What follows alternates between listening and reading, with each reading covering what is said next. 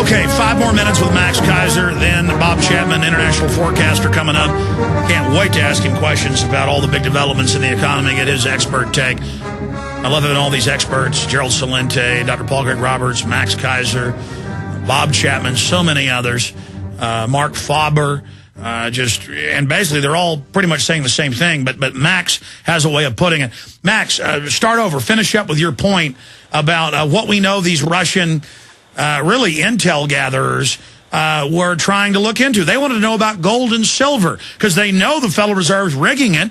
I mean, I don't even think that's that big of a deal. They were trying to find out. I mean, just like you go and sit in Wall Street bars and hear Goldman Sachs people bragging about raping us 3 years ago and you warned everybody. I mean, what, the Russians can't go sit in bars and hear the banker crooks that have hijacked the country sit around talking about slitting our throats? No, I think there's two pieces to this. The first is that, as I pointed out a second ago, I think there's general fatigue about the bearded man hijacking plane terror fear that's been overplayed, and they need to bring in a new cast. And the Russian femme fatale has worked in the past, and you're going to see a lot more of this. Notice CFR member Angelina Jolie has this movie Salt coming out in a week, all about a gorgeous Russian sleeper agent. So, I mean, they're definitely been planning this rollout for a while. Sure, you can't underestimate the influence of those major media companies and pushing, a huge global film releases, and they're all tied in on the banking system because they all share the same banker, and they all share a lot of the same information.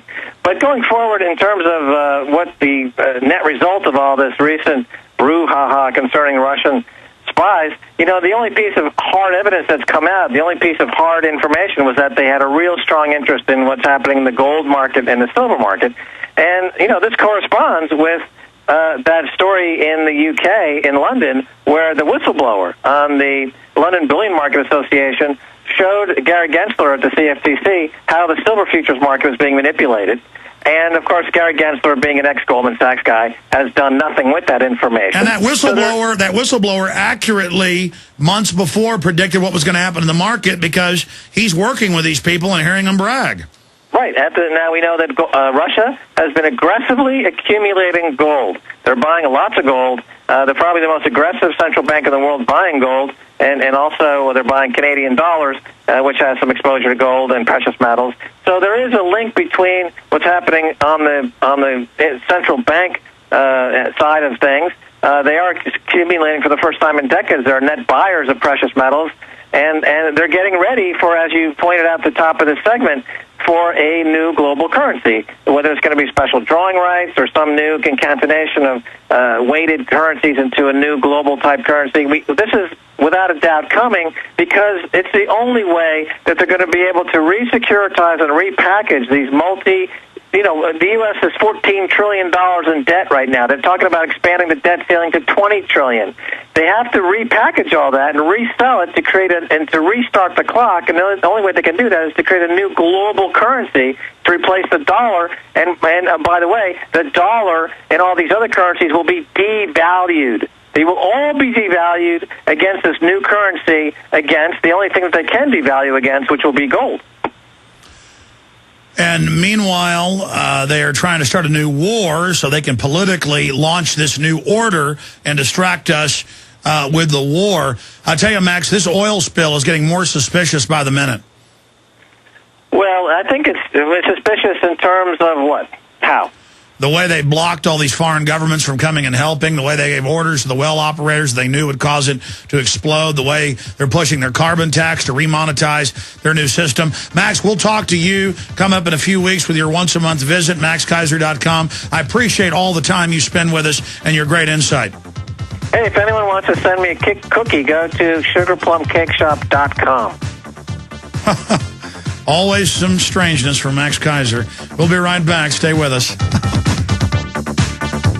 The Wall Street Journal marveled 2 days ago, saying, this is the most unconventional spies we've ever seen. Good-looking women trying to get into Wall Street, people infiltrating Harvard, infiltrating social network sites. I mean, this was clearly a sleeper cell. Fake names, illegally here, married. They're spies, okay? Unless that's all a hoax. And we did see the FBI hoax about Hatari, and they've been ordered released, and then the feds tried to block that, and that got trumped again, and so that appeal got defeated. So it may be a hoax, but that redhead is supermodel beautiful, and they are here illegally, and they are spies. I mean, all the evidence shows that, but it's very interesting that you have spies infiltrating Wall Street.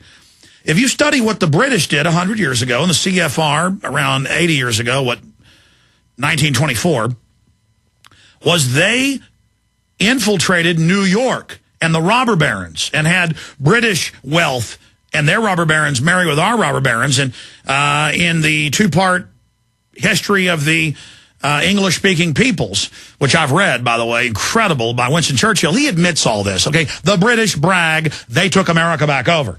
It's more of a merger. It's kind of like a marriage. In fact, that's how they describe it. So I wouldn't say take over. They moved in together again. Of course, Churchill was half American and the other half royal, with the Duke of Marlborough. Famous footage we've got of Churchill and his wife actually going to a meeting with the Queen wearing crowns. Because back in the old days, royalty would still wear their little sub-crowns to go meet with the Queen.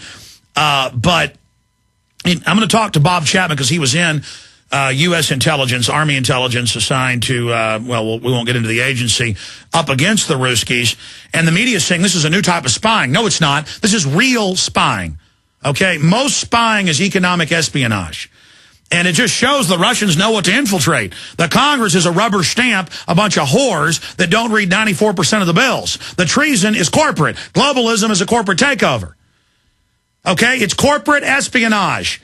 So while we're afraid of the Ruskies, and they could be a threat, China's much bigger, 3,000 plus admitted front companies, totally infiltrating us. Our government sold us out and deindustrialized us. We're going to talk to Bob Chapman about that, but Max wanted to say some kind words about Bob and explain that cookie thing. Now I know he plugs a cookie shop down the street from him in Paris, and they get thousands of emails every time he plugs them, and then he gets a free cookie.